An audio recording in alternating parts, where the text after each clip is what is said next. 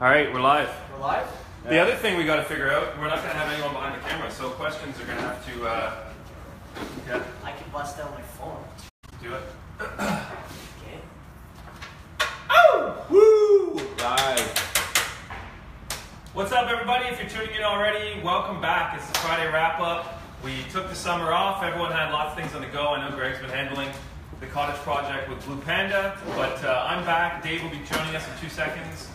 Young Vito, Greg Campbell, expert realtor. And thanks for tuning in. We wanted to start a little earlier. Obviously, all of us, given the heat of the fall market coming, 9 o'clock's pretty pressing. Fridays are busy, so we wanted to get this out before you guys get to work, before we get to work, and give you an update on the market. So, boys, how's the summer? Let's open the table here.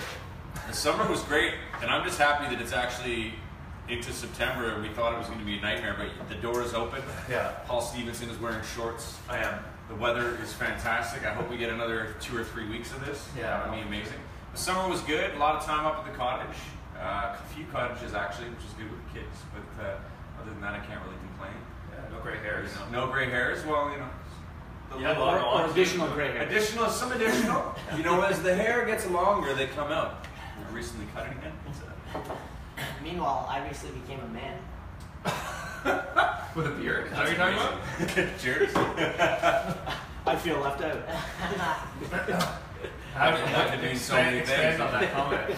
Nothing. I mean, my comments on the summer is that it's been just straight fire. I mean, never have I seen so many competitive offers on real estate, you know, new buddies becoming real estate agents, you know, lots of money to be made, and I'm glad to see a lot of people are doing well. But, you know, for me too, this has been an incredible summer, you know, lots of people buying homes, and I'm happy to help. So, you know, let's get this Friday wrap-up going for the fall season over the winter, and you know, we're here to talk real estate. Right into it. Yeah. Vito! Fired up. Yeah, I'm like, well, the cottage. Vito's like, real estate. Yeah. Mortgages.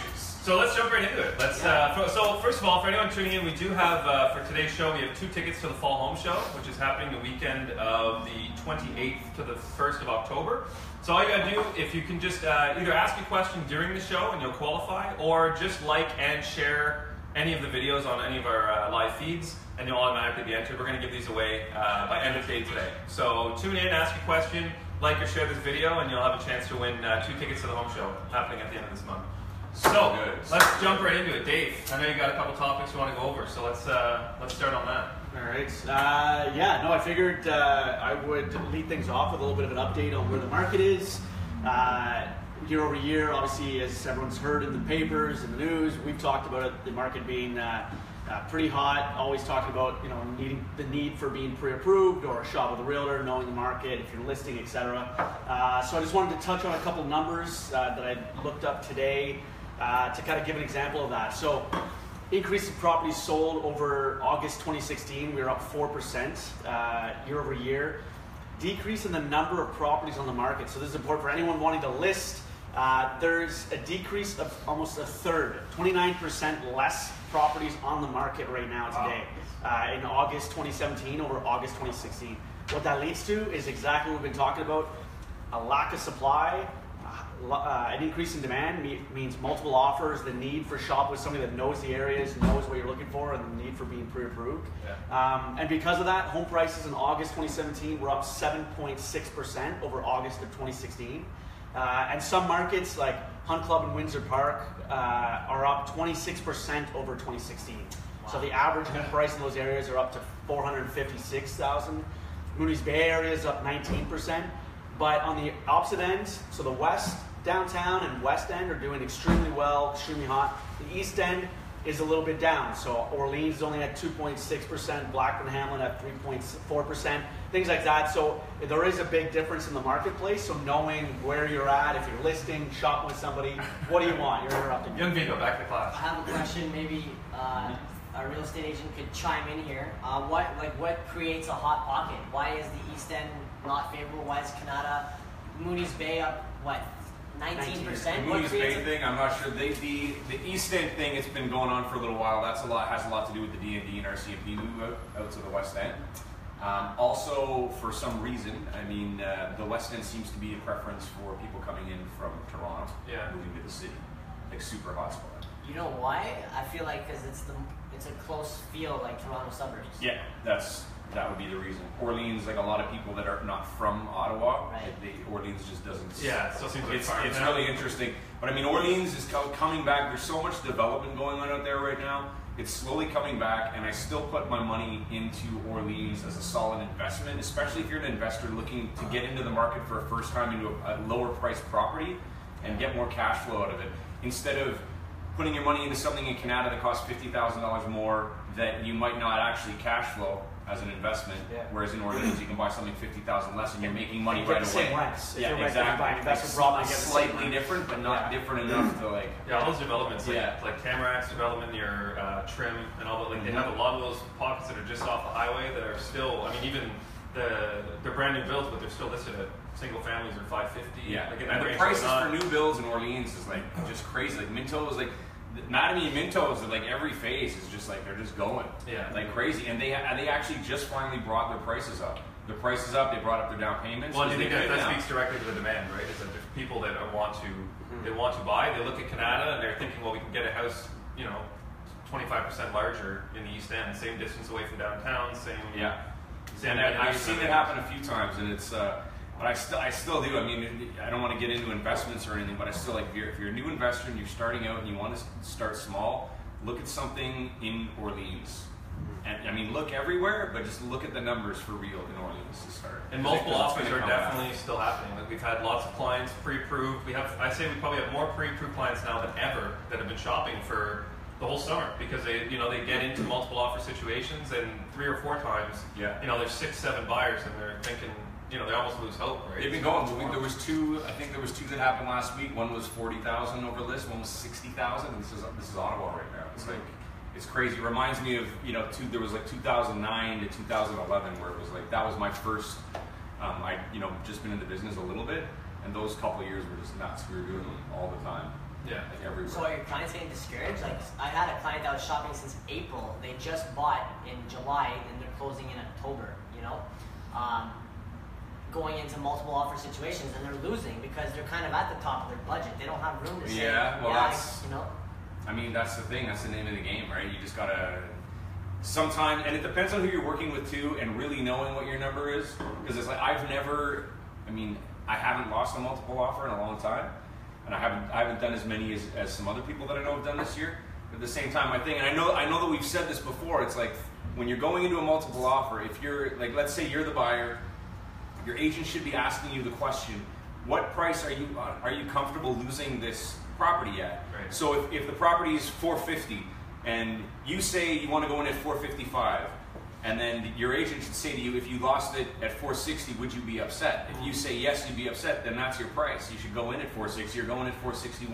Right. Because I mean the difference in the mortgages, you guys know, it's not that big of a deal, right? Yeah. But it's just like it feels like it's so crazy, but no. And that's what makes people get stuck and frustrated because they go through that once, twice, 3 times because in my mind, I don't think the agent's giving them the correct guidance of how to deal with it. So I'm going to ask this to all of you. So with home prices increasing in a lot of those areas, why do you think there's so much less supply now? Like why aren't people listening to the houses are up? Do you think that would prompt people to be like, oh, my neighbor just sold for 60 over asking, we should probably list as well, and maybe you know what? I mean, I truthfully don't know the dynamics on why there is such a lack of supply. To be honest, I don't know if you can speak to it. I don't think there's any way to really. I would say Ottawa is becoming a destination spot. Like people are coming to Ottawa to kind of stay. Yeah. I just had a client where she was living out in an outskirts of Toronto. But her daughter's in Ottawa, her grandchildren's in Ottawa, like she specifically has been telling her husband for the last 5 years, I want to go back to Ottawa, I want to stay there for, the rest of my life so I can spend time with the grandchildren, Yeah. Another client, which was a mutual client of ours, PayPal, coming from Vancouver, it's just too expensive, can't buy, like lifestyle is just kind of crap, he has to, if he wanted to buy anything remotely decent, he's looking at an hour outside the city, Now he's in Ottawa. He's looking at condos downtown, right in his price range. Yeah. He loves it. He's in the city. I mean, he's here to stay.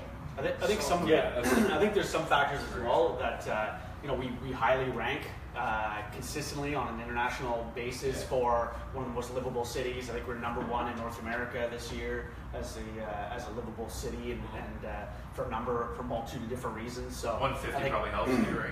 Yeah, I think that draws a lot of attention. 150. We're there's write-ups in the New York Times. There's we're ranked on all these different rankings of cities in Canada and North America as being the top city to live in because of commute time, of green, of jobs and that sort of thing, housing prices to income. We have the highest average household median income in Canada, and we have some of the lowest prices. And the whole lifestyle around Ottawa now, with all the new businesses and everything just growing. And LRT is going to be the next 5 years is going to be insane for anything in Ottawa. Period. Real estate.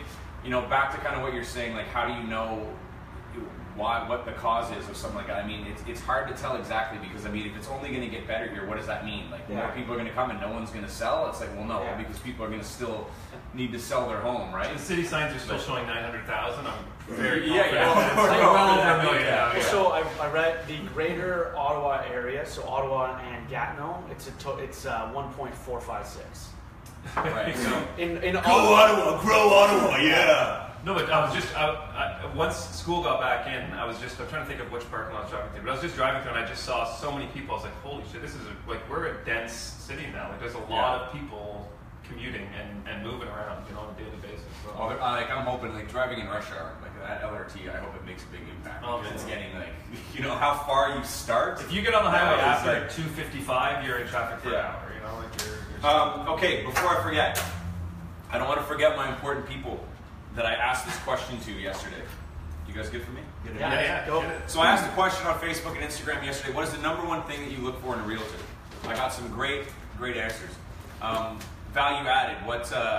Is someone asking the question? No, Louise just said everyone at work is watching. I was just seeing if anyone has questions. Continue. That's pretty cool. I didn't know that program did that. So value add. What value can you add to a buyer or seller? Warning people about bad areas of the city. Yeah, buying. That was a pretty interesting comment because you don't hear about that too much. So obviously, someone was in a situation where their realtor allowed them to buy in an area that was not, it's up and coming. Yeah, right. So that's a good thing to know. You need to know what's going on in what parts of town. Passion. Be passionate about your job. Honesty, transparency, experience, references. References was one of my favorite ones because what I'm starting to do now is ask clients if I can add their phone number or email to a list that I have.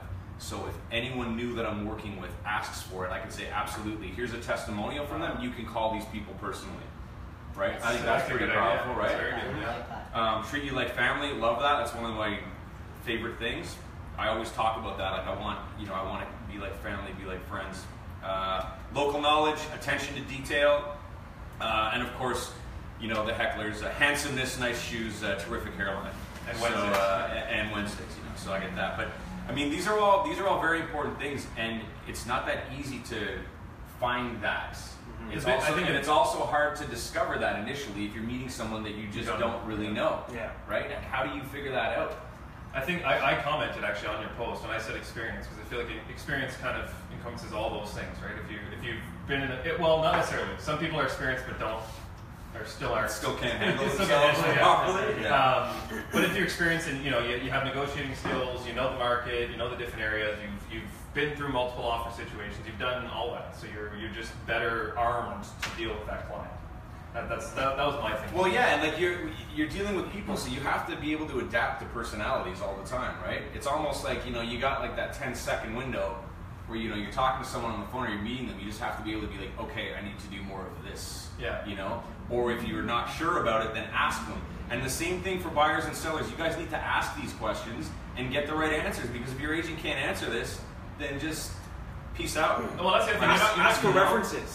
There you go. Ask for the references. A testimonial can be just anything on paper. Yeah. But if they're not willing to give that number or that phone number for them to communicate with, then that's a red flag.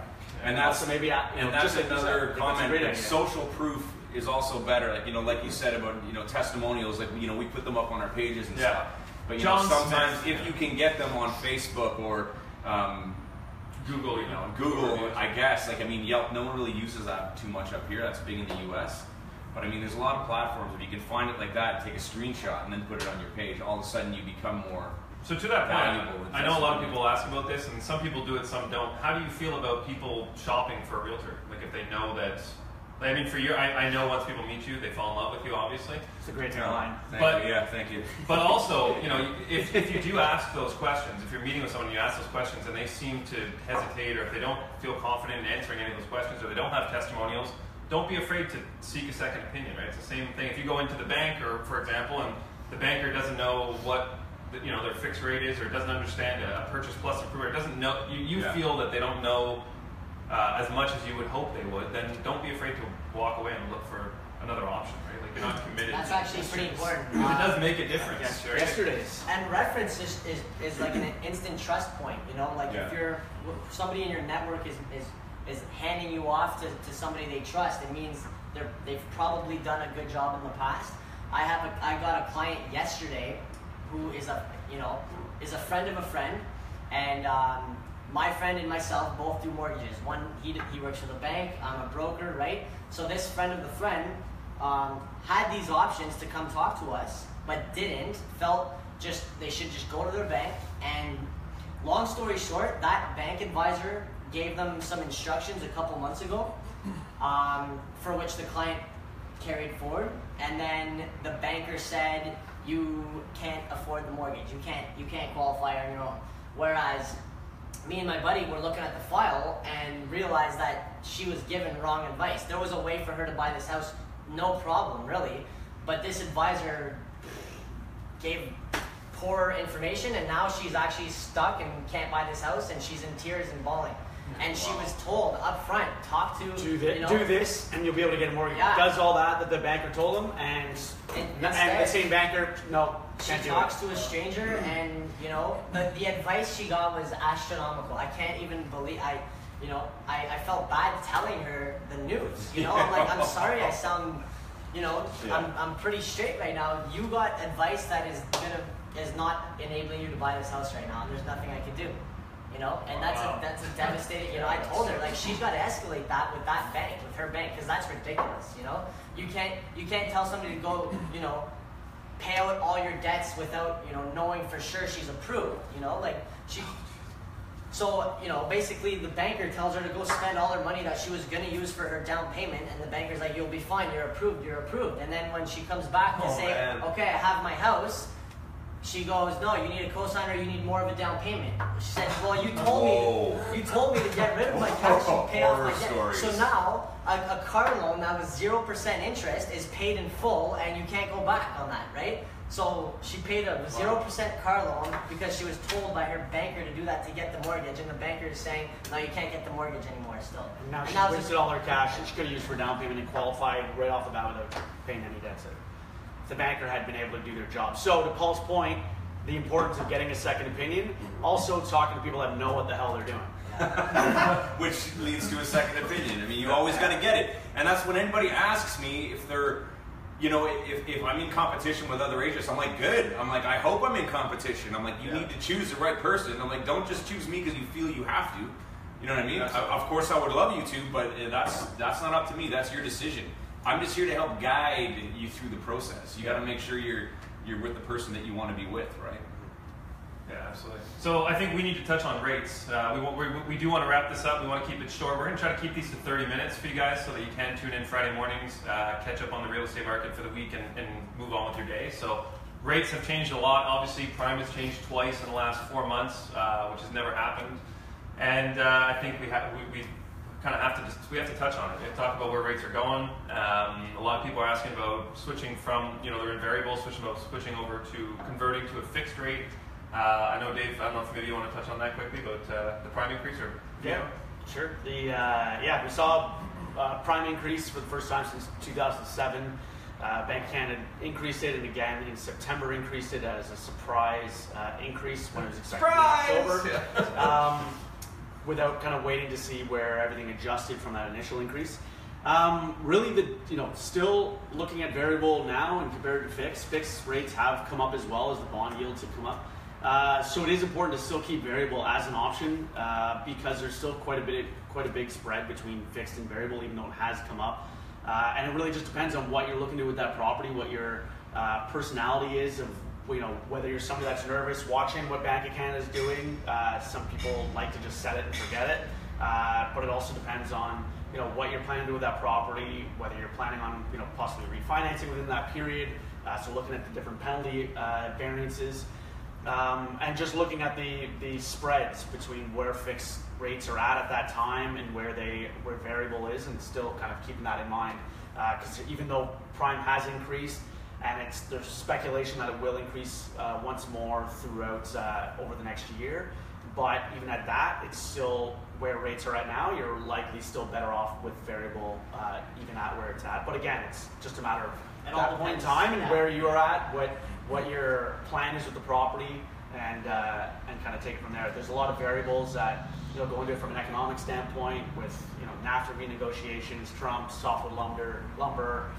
Oil and gas, where it's at, the hurricane obviously affects things. Fake news. The Canadian dollar, having increased because of those rates. So keeping all those in check. There's a lot that goes into it. So there's no crystal ball that says that it is going to increase. There's no crystal ball that says it's not going to increase. I mean, even the Bank of Canada doesn't know that right now. I think the important thing, sorry to interrupt, the most important thing is to know what you can do. If you want to do something, figure it out. Find out or get put on a plan. Talk to one of these guys and just set you on the course that you need to be on. Don't just sit there humming and hawing for another year and then it's up again and then you're back like, oh God, I'm never going to be able to do this. It's like you can probably do more than you think, but you need to get off your ass and figure it out. Talk to somebody, right? Yeah. If you don't know, you better ask somebody. Yeah. See? But rates are still, rates are still very, we have variable rates still at 2.4, 2.45. Rates are still low. From this point last year, it's safe to say, the 5-year fixed target rate is up basically 1%, Right. And that's the new reality. And, I had a conversation with a buddy the other day, maybe we'll take a shorter term rate, 2-year fixed, 3-year fixed, see if they come down. My answer to him was rates are not going back down. I mean, our economy is proven to be stronger now, and they're going to be going up for a little bit of time, and they're definitely not going back down to where they were unless there's another kind of crisis. It's been a gift, really, the last year and a half, because even when rates were on the way down at 2.99, people were like, there's no way they can go lower. Right. This is historically low. It's impossible. Then they go down to 2.49, 2.59, and you're just thinking, well, this is how much lower can they get? I looked at my variable on my 2-year right now. I forgot. I went in and looked. It was 2.19. I was like, my rate is stupid. Yeah, but I mean, looking at rates, if you look at the a 20-year history of rates, I mean, they're constantly fluctuating. There's no real right time to get in. You just want to make sure you're buying the right property that you can afford. Yeah.